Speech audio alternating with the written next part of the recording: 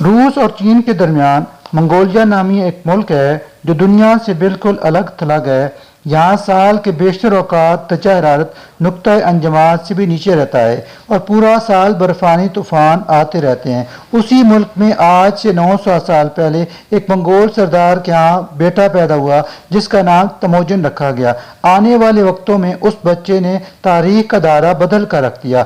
11 سال کی عمر میں اس کے باپ کو قتل اور اس کو قیدی بنا لیا گیا، لیکن وہ نہ صرف اس قید سے فرار ہوا بلکہ اس نے آپس میں لڑنے والے قبیلوں کو متحد کیا اور ایک مضبوط فوج کی بنیاد رکھی جس نے دنیا کی بڑی افواج کو شکست دیتے ہوئے اس وقت کی تہذیبی اور علمی مراکز سمرقند، بخارا اور بغداد کو بھی فتح کر ڈالا۔ اس سے ثابت ہوتا ہے کہ دشوار گزار مقام اور مشکل حالات انسان کے پاؤں کی زنجیر نہیں بن سکتے۔